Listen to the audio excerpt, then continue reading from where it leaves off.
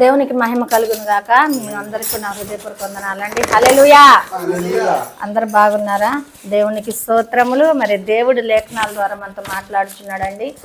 లేఖనాల ద్వారా దేవుడు మనల్ని బయలుపరిచి మనల్ని స్థిరపరిచి ఆయన మాట్లాడాలనుకుంటున్నప్పుడు మనం ఏ స్థలంలో దేవుడు మనల్ని ఉండమన్నాడో ఆ స్థలంలో మనం నిలిచి ఉంటే దేవుడు ఏం చేస్తాడు తెలుసా? మనల్ని మహిమపరుస్తాడు, ఘనపరుస్తాడు.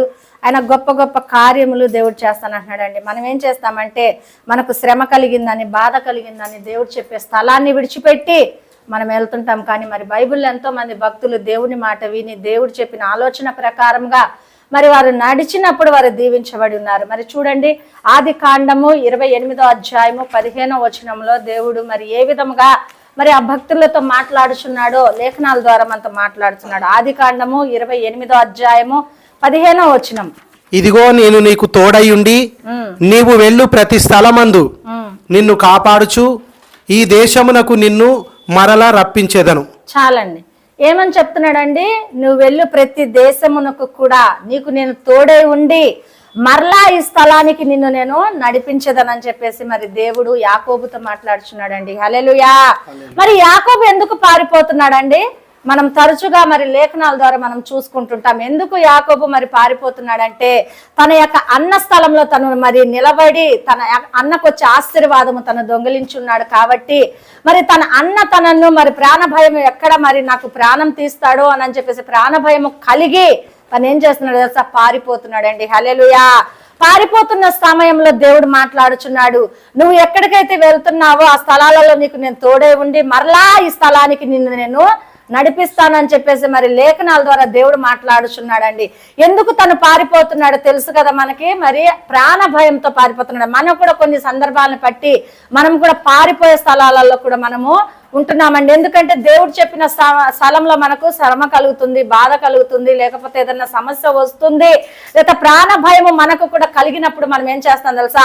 ఆ స్థలాన్ని వదిలిపెట్టి వెళ్ళిపోతామండి. ప్రాణ భయముతో ఆ స్థలాన్ని విడిచిపెట్టి మనము వెళ్ళిపోతాం. ఎక్కడికి వెళ్ళినప్పటికీ కూడా ఏ స్థలంలో అయితే దేవుడు నిన్ను మరి నిలబెట్టున్నాడో, ఏ స్థలంలో దేవుడు ఆస్వాదించాలని ఆశపడుతున్నారో, నువ్వు ఎక్కడికి వెళ్ళినా ఏ ప్రాంతానికి వెళ్ళినా కూడా మరలా దేవుడు ఏం చేస్తాడు తెలుసా? అదే స్థలానికి తీసుకొచ్చి నిన్ను నిలబెడతాడండి. హల్లెలూయా. అదే స్థలానికి తీసుకొచ్చి నిలబెడతాడు. ఎందుకంటే నీ మీద ఒక ప్రణాళిక దేవుడు కలిగి ఉన్నాడు కాబట్టి, నీ మీద ఆయన యొక్క దృష్టి ఉన్నది కాబట్టి, నీ ద్వారా ఆయన పని జరిగించుకోవాలి కాబట్టి నువ్వు ఏ ప్రాంతానికి వెళ్ళినా కూడా మరలా నువ్వు ఏ ప్రాంతం విడిచి వెళ్ళి ఉన్నావో అదే ప్రాంతానికి దేవుడు తీసుకొస్తాడండి. హల్లెలూయా. మరి మా జీవితంలో కూడా ఒక సంఘటన జరిగిందండి. చూడండి, మరి నిస్సి మరి చిన్న పిల్ల ఉన్నప్పుడు 6 సంవత్సరాల పిల్ల ఉన్నప్పుడు మేము కూడా ఇదే ప్రాంతాన్ని విడిచి భయపడి పారిపోయి ఉన్నామండి. ఎందుకు పారిపోయాం తెలుసా? మరి పాస్టర్ గారు ఒక లాయరమ్మని నమ్మి ఒకరికి సూటి సంతకం పెట్టి ఉన్నారండి. సూటి సంతకం ఏమని పెట్టారు తెలుసా? వారు క్రైస్తవులే, కానీ అతను క్రైస్తవుడు కాడు, క్రైస్తవులే మరి అని చెప్పేసి ఆమె లాయరమ్మ చెప్పింది. మరి లాయర్లు ఏం చేస్తాడండి? ఉన్నది లేనట్టు లేనిది ఉన్నట్లు కూడా వాళ్ళు చెప్పటమే వారి వృత్తి కదా. ఎందుకంటే మరి ఆ కేసు గెలవాలి, మరి వారిని బయటికి తీసుకురావాలనే ఉద్దేశంతో వారు ఏం చేస్తారంటే అన్ని కూడా వారు చెప్పే మాటలు చెప్పి మనల్ని మాయ చేస్తుంటారు. మరి ఆ యొక్క సమయంలో మరి పాస్టర్ గారు ఏం చేస్తారు తెలుసా? తమ్ముడు అని పిలిచేదండి. ఆమె క్రిమినల్ లాయరు. తమ్ముడు అని పిలిచే తమ్ముడు మన క్రైస్తవుల వ్యక్తి, ఒక వ్యక్తి మరి జైల్లో అన్యాయంగా మగ్గిపోతున్నాడు, మరి జైల్లో మరి శిక్ష పడి ఉన్నది. మరి చూడు తమ్ముడు, నువ్వు వచ్చి సూటి సంతకం పెడితే అతను బయటకు వస్తాడు తమ్ముడు అన్నప్పుడు మరి మనకేంటండి? మనకు జాలి కలిగిన హృదయం. క్రైస్తవులు అంటే మనం ఏం చేస్తాం తెలుసా? వెనక ముందు ఆలోచించకుండా మరి దేవుడు ఏదో ఒక కార్యం వారి జీవితంలో చేయాలి అన్న ఆలోచనతో మనం ఏం చేస్తాం తెలుసా? పరిగెత్తుతామండి, సహాయం చేయటకు పరిగెత్తుతాం. మరి పాస్టర్ గారు కూడా మరి వెనక ముందు మరి చూడలేదండి. మరి ఆ రోజు నిస్సికి అన్నపాసం జరుగుతుంది. అన్నపాసం మరి జరుగుతున్న సమయంలో మరి ఏమైంది తెలుసా? ఆమె వచ్చి తీసుకెళ్ళింది పాస్టర్ గారికి. ఆ యొక్క సమయంలో నేను ఒక దర్శనం చెప్పానండి పాస్టర్ గారికి. పాస్టర్ గారు వెళ్తున్నారు బండి మీద, ఎడ్ల బండి మీద వెళ్తున్నారు. ఇప్పుడు ఎడ్ల బండిలో అయితే ఎక్కడ కనిపిస్తలేదండి. ఎడ్ల బండి మీద వెళ్తున్నప్పుడు ఒక గుంతలో మరి ఎడ్ల బండి యొక్క చక్రము విరుక్కున్నప్పుడు మరి పాస్టర్ గారు కింద పడిపోయారండి ఆ బండి మీద నుండి. హల్లెలూయా. నేను పాస్టర్ గారు చెప్పాను, మరి ఈ యొక్క దర్శనం ఎందుకు కనపడిందో అయ్యగారు మీరు వెళ్ళకండి సంతకానికి అన్నప్పుడు పాస్టర్ గారు ఏమన్నారు తెలుసా? క్రైస్తవులు అంటమ్మా, మరి క్రైస్తవులు మనమే మరి సహాయం చేయకపోతే మరి ఎట్లా ఉంటది అని చెప్పేసి పాస్టర్ గారు నా యొక్క మాటను పక్కన పెట్టి వెళ్ళి ఉన్నారండి. వెళ్ళి సంతకం పెట్టి వచ్చిన తర్వాత కొన్ని రోజుల తర్వాత మరి ఆ కేసు యొక్క అన్ని కూడా పాస్టర్ గారు తెలుసుకుని ఒక వ్యక్తితో మాట్లాడినప్పుడు ఒక వ్యక్తి ఏమన్నాడు తెలుసా, అతను మరి హాజరు అవ్వకపోతే మరి అతను రాకపోతే కోర్టుకి మిమ్మల్ని తీసుకువెళ్ళి జైల్లో వేస్తారని చెప్పేసి మరి పాస్టర్ గారు చెప్పినప్పుడు పాస్టర్ గారికి భయం కలిగిందండి. హల్లెలూయా, భయం కలిగింది. భయం కలిగి మరి పాస్టర్ గారు ఏం చేయాలో అర్థం కావట్లేదండి. చూడండి, ఒక దొంగతనం కేసు లేకపోతే ఇంకో కేసు కాదండి, అదేమైంది బాంబుల కేసు అంట. హల్లెలూయా, మరి బాంబుల కేసు మరి ఉగ్రవాది కేసు అయినప్పుడు మరి పాస్టర్ గారు ఏం చేశారు, వెనక ముందు ఆలోచించలేదు. దేవుడు దర్శనం పూర్వకంగా మాట్లాడినప్పుడు కూడా దేవుడు మాట్లాడింది ఏం చేశాడంటే కాసేపు పక్కన పెట్టి క్రైస్తవులు కదా అన్న ఆలోచనతో పాస్టర్ గారు వెళ్ళి సంతకం పెట్టినప్పుడు మరి అక్కడ ఏమైందండి, అది పీకల దాకా వచ్చేసిందండి. అప్పుడు ప్రాణ భయముతో మేము ఈ ప్రాంతం విడిచిపెట్టి వేసి మరి జగ్గేపేట అనే ప్రాంతానికి వెళ్ళిపోయామండి. హల్లెలూయా, జగ్గే ప్రాంతానికి వెళ్ళినప్పుడు మేము ఎన్నో కష్టాలు, ఎన్నో బాధలు, ఎన్నో సమస్యలు ఎదుర్కొన్నాం. అక్కడ ఎదుర్కొన్నప్పటికైనా ఆ ప్రాంతంలో దేవుడు మమ్మల్ని అక్కడ విడిచిపెట్టాడా? లేదండి, ఇదే ప్రాంతంలో దేవుడు మమ్మల్ని ఏర్పరచుకున్నాడు కాబట్టి ఇదే ప్రాంతంలో మమ్మల్ని ఆయన ప్రణాళిక నెరవేర్చుకోవాలి కాబట్టి మరి దేవుడు ఏం చేశాడు తెలుసా, ఎక్కడెక్కడ మేము తిరిగినప్పటికీ కూడా మరలా తీసుకొచ్చి దేవుడి స్థలంలో నిలబెట్టాడండి. హల్లెలూయా, ఎందుకు దేవుడు ఇక్కడ నిలబెట్టాడు తెలుసా, మరి నిస్సికి 6 సంవత్సరాల పిల్లగా ఉన్నప్పుడు మరి దేవుడు గొప్ప కార్యం ఇక్కడ చేస్తున్నాడండి. ఆ బిడ్డకు మరి బాల్ తగిలి చనిపోయినప్పుడు మరి దేవుడు ప్రణాళిక చొప్పున ఆ బిడ్డని లేపి ఉన్నాడు. ఏ స్థలంలో అయితే గొప్ప కార్యం చేస్తున్నాడో మరి ఎంజాల ప్రాంతంలో మరి చూడండి, క్రైస్తవులు అంటే వారు ఎవరు కూడా అక్కడికి రానివ్వరు, కనీసం కడపత్రాలు పంచనివ్వరు, సువార్త ప్రకటించని ప్రాంతంలో మరి దేవుడు మరి ఆ బిడ్డని బ్రతికించి ఒక 40 మంది 50 మందికి మరి మేము ప్రార్థన పెట్టి ఆ కార్యం జరిగించున్నామండి. హల్లెలూయా, ఇప్పుడు ఆ ప్రాంతంలో క్రైస్తవులు ఉన్నారు. హల్లెలూయా, మరి ఆ ప్రాంతంలో దేవుడు దీవించాలని మరి ఆయన ఆశతో ఉన్నప్పుడు ఆ ప్రాంతం విడిచిపెట్టి వెళ్తే దేవుడు మరి వదిలివేస్తాడండి? వదిలివేయడు. నువ్వు ఎక్కడికైనా వెళ్ళు, ఏ ప్రాంతానికైనా వెళ్ళు, నీకు వస్తున్న సమస్యను బట్టి నువ్వు ప్రాంతం విడిచిపెట్టి వెళ్ళినప్పటికి కూడా ఇదే స్థలంలో దేవుడు కార్యం చేయాలని మరి నిశ్చయించుకున్నప్పుడు మరలా దేవుడు ఇక్కడికి తీసుకొస్తాడండి. హల్లెలూయా, మేము ఎక్కడెక్కడో తిరిగినప్పటికి కూడా మరలా దేవుడు మమ్మల్ని ఇక్కడ తీసుకొచ్చి నిలబెట్టున్నాడండి. హల్లెలూయా, మరి చూడండి, యాకోబు జీవితంలో కూడా మరి యాకోబు ప్రాణ భయముతో మరి భయముతో భయపడి ఆయన వెళ్ళుచున్న సమయంలో దేవుడు ఏం చెప్తున్నాడు తెలుసా, నువ్వు వెళ్తున్న స్థలంలో నేను జ్ఞాపకము చేసుకొని మరలా ఇదే స్థలానికి నిన్ను తీసుకువస్తాను అని యాకోబుతో మాట్లాడినట్లుగా దేవుడు ఈ మధ్యాహ్న కాల సమయంలో దేవుడు మనతో కూడా మాట్లాడుచున్నాడండి. ఒకవేళ దేవుడు నీకు ఈ స్థలంలో ఉండమని మాట్లాడి ఉంటే, దైవజనులతో మాట్లాడి ఉంటే, వాక్యముతో మాట్లాడి ఉంటే, మరి దేవుడు ఎంతో అద్భుతములు మరి చేయాలని ఉద్దేశించినప్పుడు మనం ప్రణాళికను మర్చిపోయి మనం పరిగెత్తే వారిగా ఉంటున్నామేమో. మధ్యాహ్న కాల సమయంలో మరి ప్రణాళిక చొప్పున మనము మర్చిపోయే వారిగా ఉంటున్నామేమో. ఫ్రిడ్జ్ మీద ఉంది తాళం. దేవుడు మరి మాట్లాడుతున్న సమయంలో మనం ఏం చేస్తున్నాం తెలుసా, నిర్లక్ష్యం చేస్తూ ఆయన మాటను మనం జ్ఞాపకం చేసుకోకుండా వేరే స్థలానికి వెళ్తే దేవుడు నన్ను ఆశీర్వదిస్తాడు, నన్ను బలపరచబడతాను, లేకపోతే అక్కడ క్రైస్తవులు ఉన్నారు నేను ఆదరించబడతాను అని చెప్పేసి ఇక్కడ నుండి ఏదైనా స్థలానికి మనం వెళ్ళిపోతే అక్కడ కూడా ఎన్నో సమస్యలు వస్తాయండి. హల్లెలూయా, దేవుడు పెట్టిన స్థలంలో నువ్వు నిలబడితే దేవుడు ఏం చేస్తాడు తెలుసా, ఎన్ని సమస్యలు వచ్చినా ఎంత మంది నీ మీద దాడి చేసినప్పుడు కూడా దేవుడు క్షేమం చేస్తానంటున్నాడండి. హల్లెలూయా, దేవుడు చెప్పిన స్థలంలో ఉంటే క్షేమం కలుగుతుంది. దేవుడికి వ్యతిరేకమైన దేవుడు వెళ్ళొద్దన్న స్థలముకి వెళ్ళి మనము నిలబడితే దేవుడు అక్కడ కార్యం చేస్తాడండి.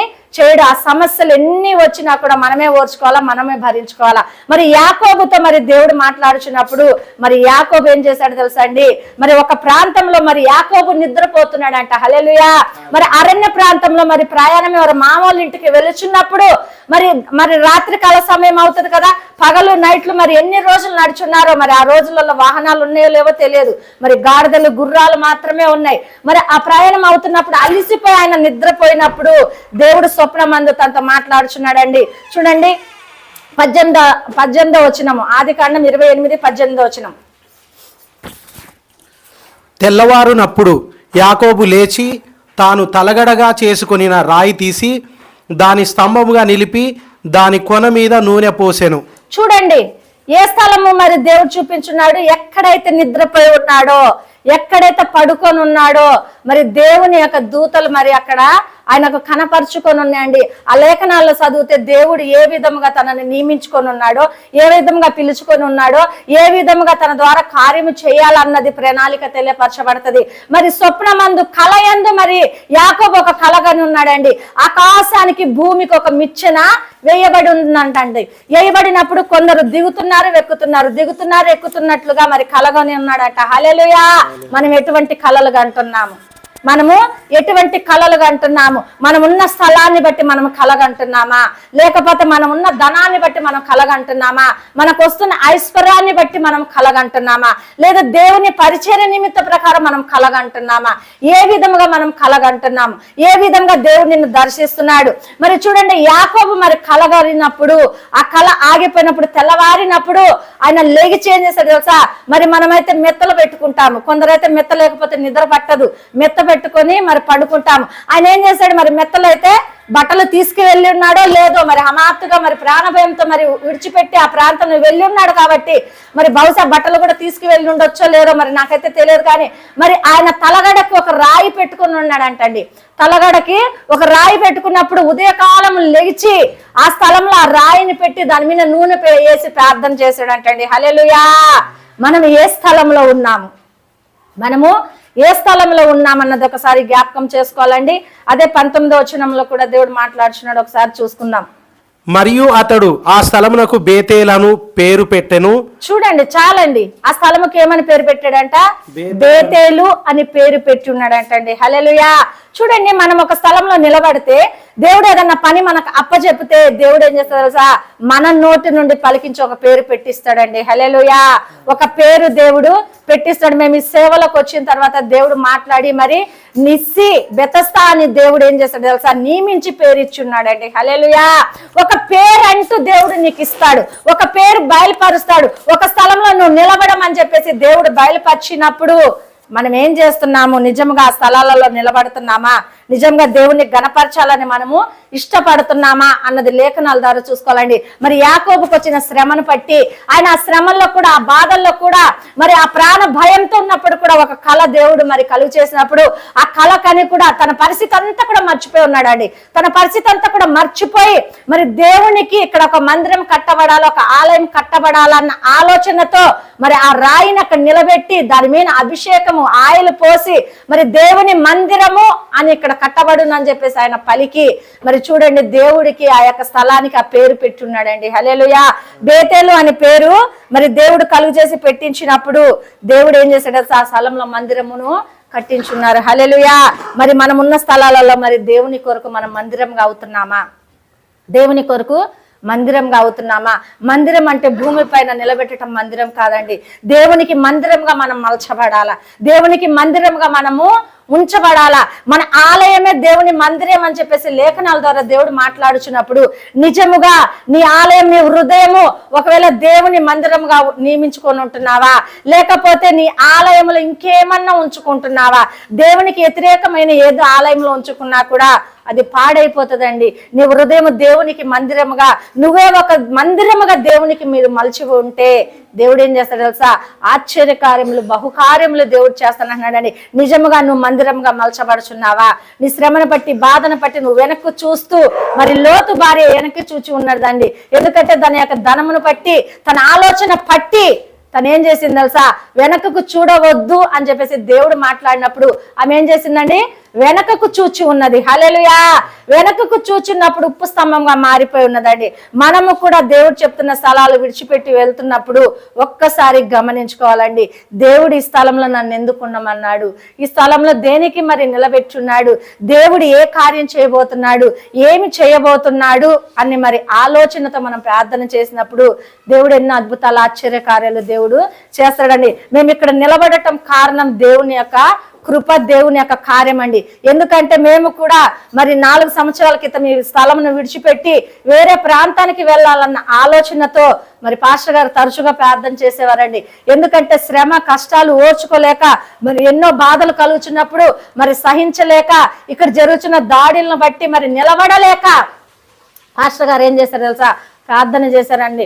అంతకు ముందే దేవుడు పంపిస్తేనే స్థలానికి మేము వచ్చి ఉన్నాము, ఈ స్థలానికి వచ్చి ఉన్నాం కాబట్టి ఎన్ని సమస్యలు కలిగినప్పటికీ కూడా నేను ఎదుర్కోవటానికి సిద్ధంగా ఉన్నానండి. ఎందుకంటే ప్రతిరోజు దేవుడు మరి మాట్లాడుచున్నప్పుడు ఆయన నా మాట వైపే చూశాను కానీ ఈ శ్రమల వైపు, ఈ బాధల వైపు, ఈ కష్టం వైపు నేను చూడలేదండి. మరి పాస్టర్ గారు ఏం చేశారంటే ఈ శ్రమలు వస్తున్నప్పుడు మరి ఏం చేద్దాం, మనం ఈ స్థలాన్ని విడిచిపెట్టి వెళ్ళిపోదాము, మన వల్ల కాదని చెప్పేసి మరి పాస్టర్ గారు మరి తరచుగా ప్రార్థన చేస్తున్నారండి. ప్రభా మేము ఈ స్థలంలో నిలబడలేము, మేము ఉండలేము, మమ్మల్ని ఎక్కడికన్నా తీసుకెళ్ళిపో ప్రభు అని చెప్పేసి పాస్టర్ గారు ప్రార్థన చేస్తున్నప్పుడు దేవుడు ఏం చేశాడు తెలుసా, పైన మేము కిరాయికుండి మరి ప్రార్థన 3 సంవత్సరాలు మరి అక్కడ ఎన్నో బాధలు, ఎన్నో హింసలు, ఎన్నో కష్టాలు, మరి వాటర్ లేని సమయంలో కూడా, వాటర్ కూడా మాకు ఇయ్యని సమయంలో కూడా మరి దేవుడు ఏం చేశాడు తెలుసా, అద్భుత విధముగా మరి దేవుడు ఈ స్థలాన్ని మాకు ఇచ్చి ఉన్నాడండి. హల్లెలూయా.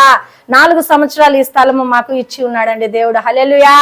ఎందుకంటే దేవుని పట్ల మనము దయ కలిగి, లేదా దేవుని యొక్క వాంఛ మన యందు నెరవేర్స్తాడని చెప్పేసి దేవుని వైపు చూస్తూ మనం నిలబడినప్పుడు దేవుడు ఏం చేస్తాడు తెలుసా, నిన్ను ఘనపరుస్తాడండి. హల్లెలూయా. శ్రమల వైపు కానీ, బాధల వైపు కానీ మేము చూడలేదండి. దేవుని ముఖ దర్శనం వైపు చూస్తూ మేము నిలబడి ఉన్నాం కాబట్టి దేవుడు ఏం చేస్తాడు తెలుసా, గొప్ప కార్యముతో మరి ఈ యొక్క మందిరం దేవుడి స్థలమును మాకు ఇచ్చి ఉన్నాడండి. హల్లెలూయా. నువ్వు ఒకవేళ శ్రమ పడుతున్నావా, నువ్వు ఉన్న స్థలంలో హింస పడుతున్నావా, నువ్వు ఉన్న స్థలంలో ఎన్నో ఇబ్బందులు మరి ఎదుర్కొంటున్నావా, అయినా దేవుడు నిన్ను ఆ స్థలంలో నిలబెడితే దేవుడు ఏం చేస్తాడు తెలుసా, ఆశ్చర్యం నీ జీవితంలో చేస్తాడండి. హల్లెలూయా. మా జీవితంలో చేసిన దేవుడు మరి లేఖనాల ద్వారా అనేక మంది వారి జీవితంలో చేసిన దేవుడు నీ జీవితంలో కూడా జరిగిస్తానని చెప్పేసి దేవుడు చెప్తున్నాడండి.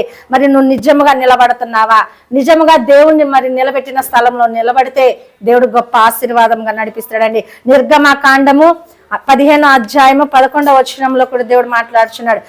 యెహోవా వేల్పులలో నీ వంటి వాడెవడు, పరిశుద్ధతను బట్టి నీవు మహనీయుడవు, స్తుతి కీర్తనలు బట్టి పూజ్యుడవు, అద్భుతములు చేయువాడవు. చూడండి ఇక్కడ ఏమంటున్నాడు, దేవునికి గొప్ప గొప్పగా మరి ఆరాధిస్తున్నారు, దేవుణ్ణి మహిమపరుస్తున్నారు. అంటే వారికి శ్రమలు లేవా? వారికి శ్రమలు లేవా? శ్రమలు ఉన్నాయి. మోషే జీవితంలో కూడా ఎన్నో శ్రమలు, ఎన్నో ఇబ్బందులు ఆయన కూడా ఎదుర్కొని ఉన్నాడు. ఆయన పెరిగిన స్థలములు, పెద్దయిన స్థలములో కూడా ఆయన కూడా ఎన్నో మరి హింసలు ఎదుర్కొనే ఉండొచ్చండి మోషే కూడా. మరి మోషే ఏం చేశాడు తెలుసా, దేవుణ్ణి ఆయనను పేరును పెట్టి లేకపోతే ఆయనను ఘనపరుస్తున్నాడండి. హల్లెలూయా. మరి మోషే కూడా హంతకుడు అండి. హల్లెలూయా. హంతకుడు అండి. మరి మోషే ఒకరిని చంపి మరి ఇసుకలో బూడ్చిపెట్టున్నాడండి. హల్లెలూయా.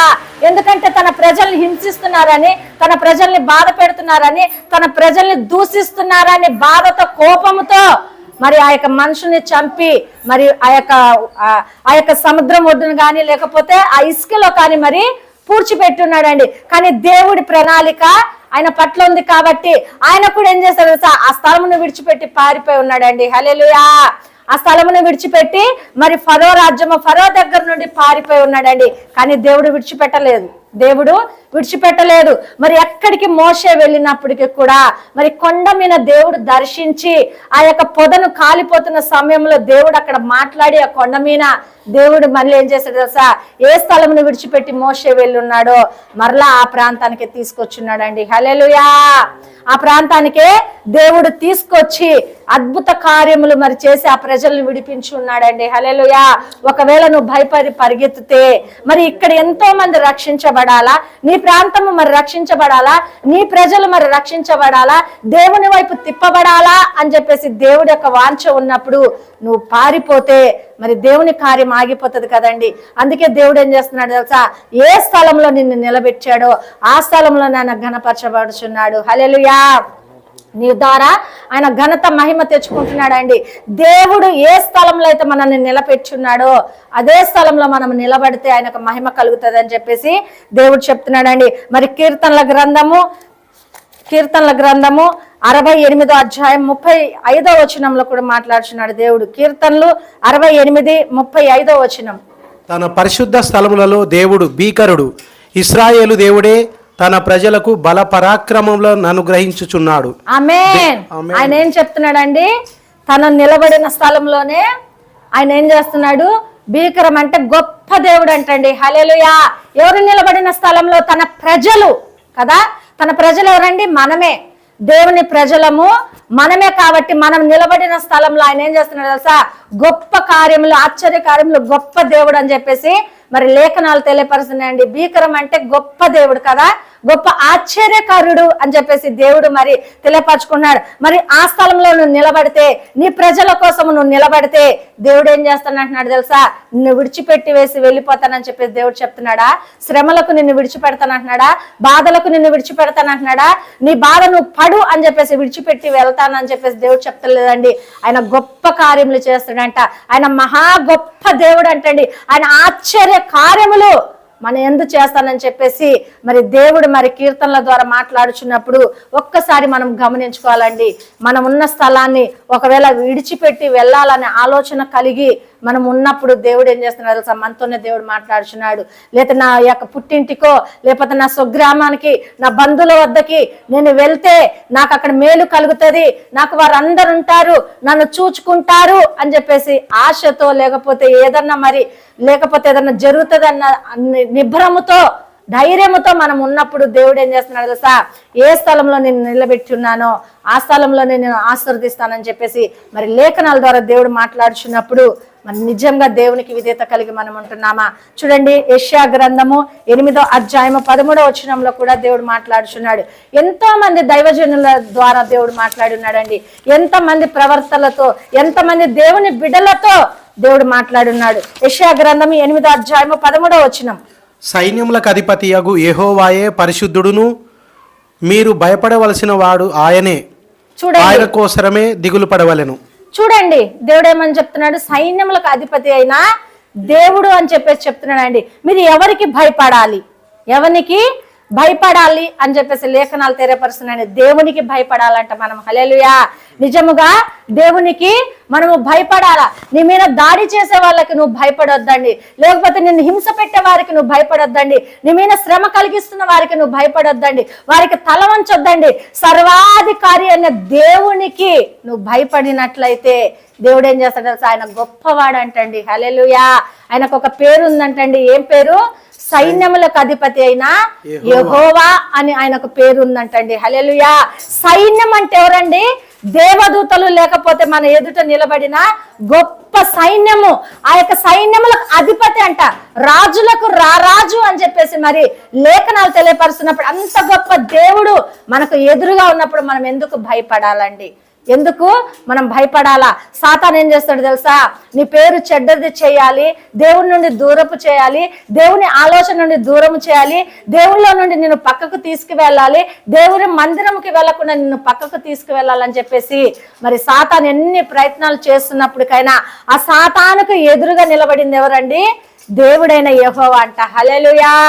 ఆ సైన్యానికి, సాతాను సైన్యానికి అడ్డుగా నిలబడింది దేవుడైన యెహోవా అంటండి. హల్లెలూయా! అప్పుడు నీకు శ్రమ కలుగుతుందా? బాధ కలుగుతుందా? హింస కలుగుతుందా? దేవుడు ఏది కూడా కలుగు చేయను అంటున్నాడండి. హల్లెలూయా! ఉట్టిగా నువ్వు బాధలు, కష్టాలు, పేరు చెడ్డదని చెప్పేసి దేవుడు నీకు ఇస్తలేదు. ఎందుకంటే ఒకవేళ నువ్వు నీతిగా ఉన్నా కూడా, ఒకవేళ ప్రార్థనా పూర్వకంగా నువ్వు ఉన్నా కూడా నీకు శ్రమ కలుగుతుంది అంటే నిన్ను దేవుడు సరి చేస్తున్నాడండి. హల్లెలూయా! దేవుడు నిన్ను సరి చేస్తున్నాడు కాబట్టి నీకు ఆ శ్రమ, బాధ కలుగుతుంది, ఆ కష్టము కలుగుతుంది.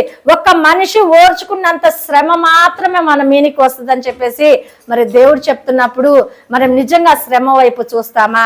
మరి మోషే, యాకోబు వైపు లాగా మనం ఆ శ్రమ వైపే చూస్తామా? లేకపోతే దేవుని ముఖ దర్శనము చూసుకుంటూ మరి ముందుకు వెళ్ళాలని చెప్పేసి మరి దేవుడి లేఖనాల ద్వారా తెలియపరుస్తున్నప్పుడు నిజముగా దేవుని ముఖ స్వరూపం మనం చూస్తున్నామా? దేవుని ముఖ స్వరూపము మనం చూస్తున్నామా? ఎందుకంటే మనకు శ్రమ కలిగినప్పుడు ప్రార్థన మానేస్తాము. ప్రార్థన అంటూ చేయము. ఇంకా దేవుడు ఎలా మాట్లాడతాడు మనతో? దేవుడు ఎలా మాట్లాడతాడు? మనకు శ్రమ కలుగుతుంది, బాధ కలుగుతుంది అన్నప్పుడు మనం దేవుని సన్నిధిలో ఉండి ప్రార్థన చేసినప్పుడు దేవుడు మనతో మాట్లాడతాడండి. హల్లెలూయా! మీకు ఎందరికైతే ఆ అనుభవం ఉందో లేదో నాకైతే తెలియదు, కానీ దేవుని ప్రత్యేకమైన అనుభూతి నాకుందండి. హల్లెలూయా! నాకు ఏదైనా శ్రమ కలుగుతుందంటే, ఏదైనా ఇబ్బంది కలుగుతుందంటే నేను దేవుని సన్నిధిలో ఉండి ప్రార్థన చేస్తానండి. నాకు కష్టం వచ్చినా, శ్రమ వచ్చినా, దుఃఖం వచ్చినా, సంతోషం వచ్చినా కూడా నేను ఎవరితో పంచుకుంటాను తెలుసా? నా బిడ్డలతో కానీ, నా దైవజనులతో కానీ, నా భర్తతో కానీ నేను పంచుకోనండి. నా దేవాతి దేవునితో నేను పంచుకుంటాను. హల్లెలూయా!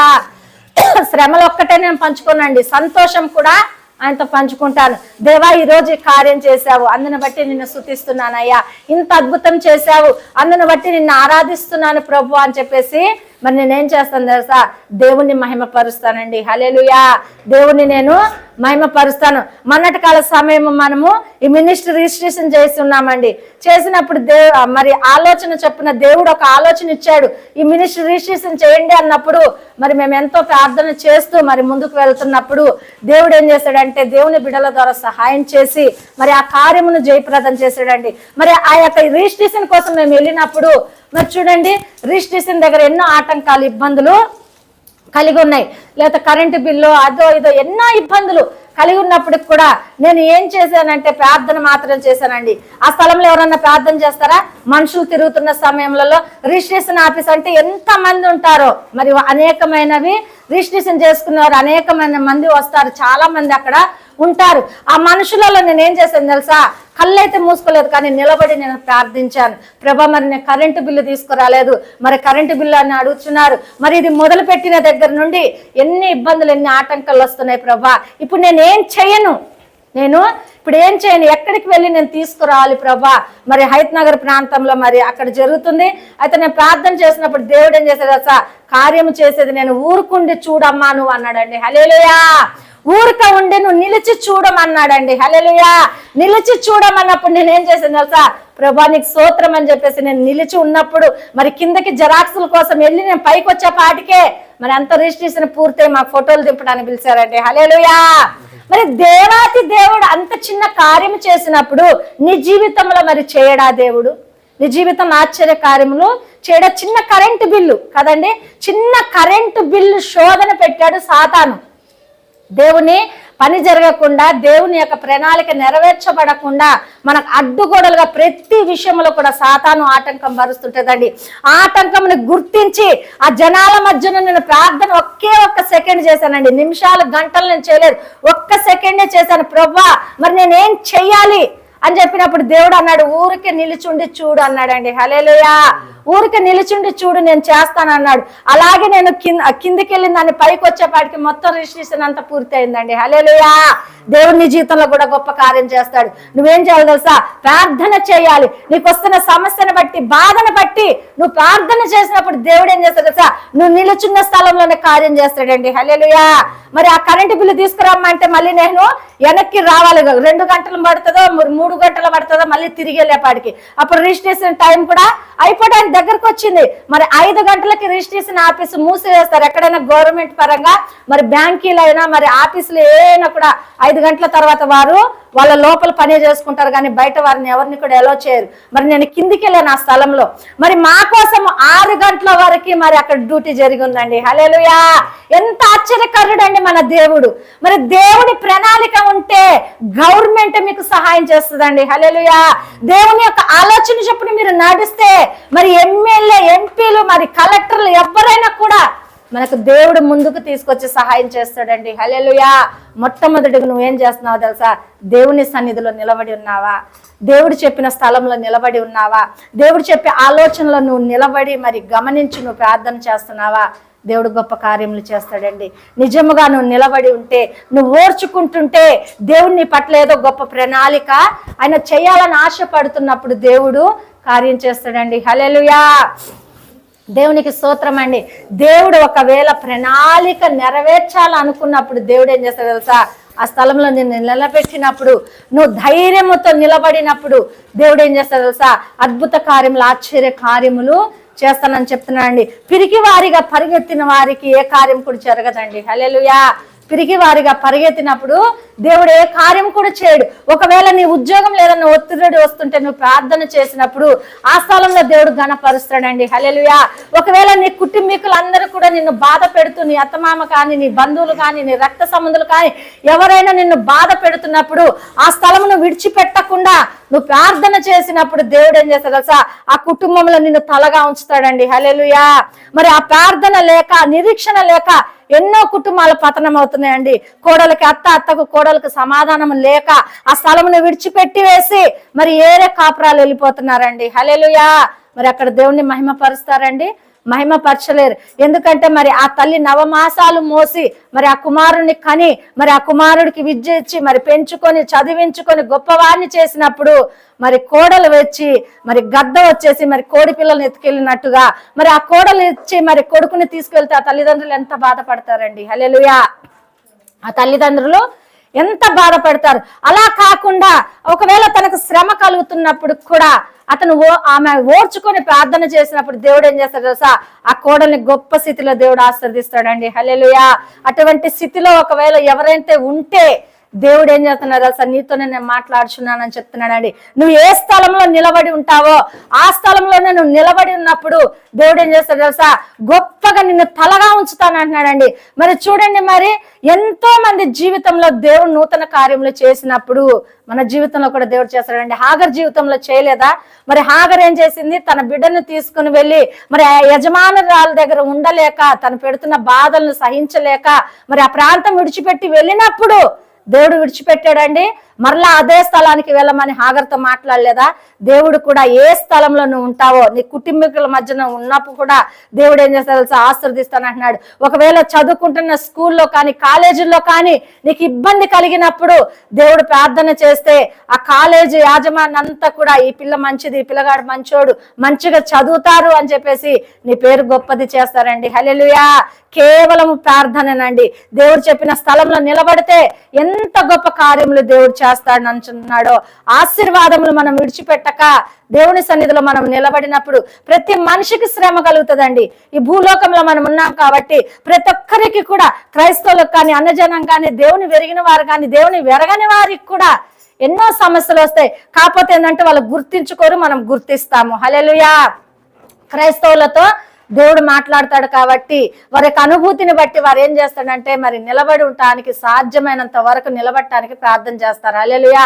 అటువంటి వారు ఏం చేస్తారంటే నిలబడతారు. మరి దేవుని వెరగనంటి వారు ఈ శ్రమలు, ఈ బాధలు, ఈ కష్టాలు ఎందుకు వస్తున్నాయి అని చెప్పేసి ఉరిలు పోసుకొని చచ్చిపోవటమో, యాక్సిడెంట్లు చేసుకోవటమో, పురుగుల మందు తాగటమో, కాల్చుకోవటమో ఇలాంటి మరీ జరుగుతుంటాయండి. దేవుడు మనతో మాట్లాడుచున్నప్పుడు మనం ధైర్యంగా నిలబడతాం కాబట్టి అనేకులకి మాదిరికరంగా నిలబడతామండి. హల్లెలూయా.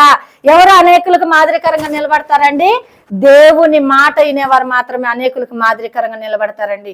దేవునికి స్తోత్రం. మరి నువ్వు నిజముగా దేవుని పిలుపు వింటున్నట్లయితే, దేవుని ఆలోచన నీ యందు జరగాలని ఆశపడుతున్నట్లయితే నువ్వు అదే స్థలంలో నిలబడమని చెప్పి దేవుడు చెప్తున్నాడు అండి.